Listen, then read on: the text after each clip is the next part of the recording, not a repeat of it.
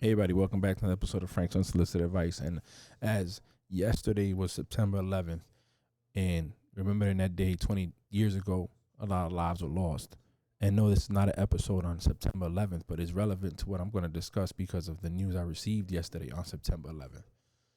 And yesterday, my mom sends a text message out first thing in the morning saying that her brother, my uncle Pablo, passed away. They found him unconscious in his assisted living. And while part of me felt sadness and grief and pain, and not to the extent that some might think, but just to know that a person that I would call my uncle, that was always proud of my accomplishments, that listened to this podcast, that celebrated when I joined the Navy because he was a Marine vet, a person that, despite him, how his relationship with my mother was, created, never changed the fact that that was my uncle and that was her sister and that was her brother. And like I said, despite us not being as close as some might think, that's why I said what I said at the beginning, he was still an uncle of mine. He listened to this podcast religiously. He would tell my mother he was proud. The last time I saw him, he came all the way from Brooklyn, even hurt knowing that he wasn't feeling well, to see me in the Bronx. It was about 2 or 3 years ago. And, as his health deteriorated and he wasn't doing better, my uncle, Jose, moved him down to Florida by my mom and him to help him have, I guess, enjoy the last few years he had left. And he was diabetic. So as, time went by, they amputated his leg. His health started getting worse. Fingers were being cut off and he was losing his fingers, and he's not suffering no more. So while I sit here in a sense of loss, of a little sadness because I'm mourning, but I'm also happy that he's not suffering no more. I'm happy that he's not in pain anymore. I'm happy that he is able to sleep and not have to be prodded with needles and inject himself with insulin, and his health, the pain he felt inside, he's free of that. And also my aunt and uncles and my mother are free of seeing their brother struggle with this disease, with this medical condition that there's no cure for. He's no longer suffering. So I say all that to start this off by saying that I look at loss as not a bad thing, but a positive thing, right? And the reason I see it as a positive thing is because I feel that at that point in time, whatever we are dealing with, if it's because of medical conditions, then they're free of that. They're free of the pain that they're feeling, right? They're free of the medical issues they're having, and they get to sleep and rest. Now, whatever you believe in, whether it's Christianity, Catholic, Islam, whatever religion or whatever you believe in, whatever you see afterlife when you die or you pass away, I should say, maybe he's in heaven. I'm a Christian, so I believe that he went to heaven. I'm going to believe that he made amends with his sins before he passed away, and that now he's in heaven with my grandmother, with my other uncle Pablo, with other people that we've lost, and that he's there having a good time, getting ready to watch football today. And, and then to relate it to why I started the way with, being September 11th anniversary yesterday, 20 years. There's no real reason why those people lost their lives. I can't tell you that. I can't. And I can't say that the people that they left behind don't have a right to be upset and angry at the lives that were lost over a senseless act because it was taken on our country, something that had nothing to do with those civilians, right? But I believe that in life, once we serve our purpose, once we live out our purpose, we're put on here for a reason. We're put on earth for a reason. And once that reason is lived, once we reached it in our life and our purpose has been fulfilled, we move on to the next life. And I try to keep that in mind when somebody close to me passes away, right? Because if I try to sit here and make sense of stuff that is not within my realm to make sense of, then I'm going to drive myself crazy and I'm not going to be able to mourn properly. But if I sit here and I look at it with the fact that, man, you know what? This person passed away, whether it was suicide, whether it was an act of killing from somebody else, whether it was health reasons, or whether it was just a natural cause, they went to sleep and never woke up again. They're not here. And they probably lived their purpose, and that's why. And maybe their death is the purpose to teach somebody something else, right? We look at death sometimes as a bad thing. I look at it as something that is not happy, but it could be teaching us a lesson in it. And yes, while we're upset and we're sad that we're losing family members, or we're not, we those people are gone. In the instance of my uncle, he's not suffering no more.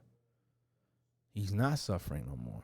He's not sitting here feeling pain anymore. My grandmother, when she was diabetic and it was killing her, she didn't feel pain no more. My uncle that passed away on September 12th wasn't feeling pain anymore. In 2001, he no more heart attacks, no more stents, no more, no more in and out of hospital visits. My cousin that just passed away recently in August, she's not feeling the pain anymore of her sister passing away earlier this year. Loss is hard. Death is hard. Death is sad. It's overwhelming at times, especially when it's somebody really close to you. But at the same time, it's liberating, and it's freeing that person of whatever it is that they're fighting or feeling, or maybe they lived their purpose out and their death is the purpose. A lot of people say, oh, well, why are children born and they die right away, or they within a year? Maybe that purpose was something else. I had a friend of mine, I'm not going to say her name because this was not clear through her family or anybody, but she passed away young. She did. And all she ever wanted to have was a child. She had her child, and I want to say at best she spent 1 year with her child. And then she passed away. And, I cried and because we were real close. And I'm like, man, to think that's all she ever wanted was one baby. She finally got it, and now she's gone. And I say, man, how, by the time her daughter gets to a certain age, she won't remember that at 1 year old. She has to live through memories of pictures and videos or whatever they have as a family. But maybe she fulfilled her purpose as a mom. Maybe her purpose was to give birth to this one child, and this one child is going to be great, magnificent, become somebody. And that was her reason for being on earth. I believe that we have a reason, a mission, we have a purpose. And once that purpose is fulfilled, it is our time to go. So I try not to make sense of losing someone, death, or somebody in our family. I do struggle with suicide. I do. And I'm going to be honest, I do struggle with that. However, I feel that whatever caused this person to do what they did to end their life is because they felt more pain than they felt happiness. They didn't have certain things in their life to keep them pushing forward, or they didn't realize what they had. But either way it goes, they're not suffering anymore.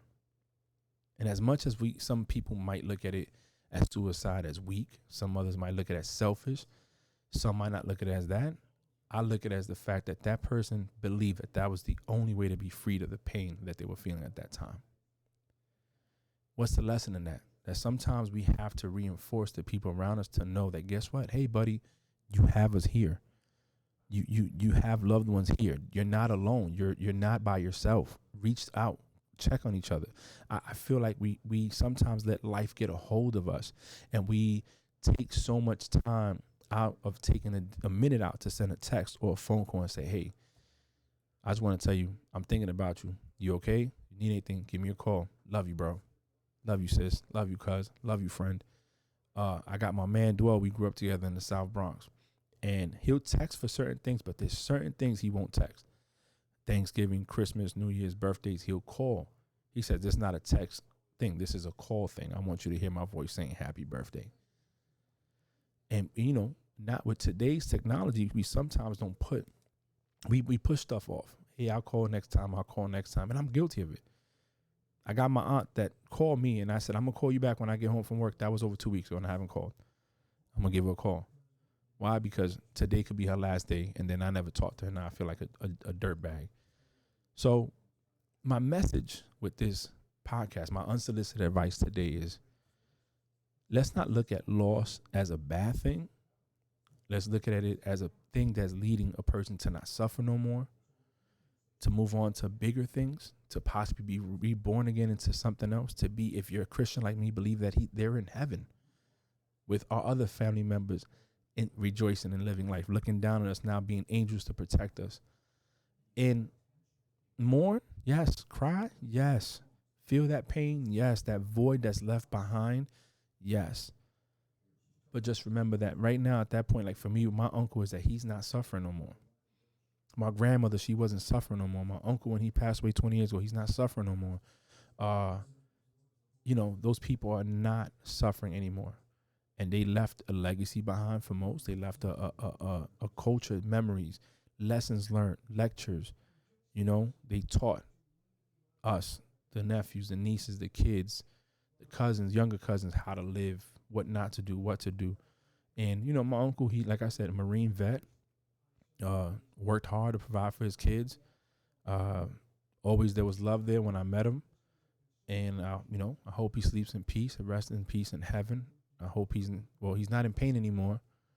So he's free. He's free. And while my mom and my uncle, Jose, are suffering, and my aunts and stuff, because they're feeling that pain, at the end of the day, he's not suffering no more. So at least that should give you some comfort, or give people comfort, that the person you love isn't suffering no more. This is my unsolicited advice. Thank you for listening. And this is how to deal with loss.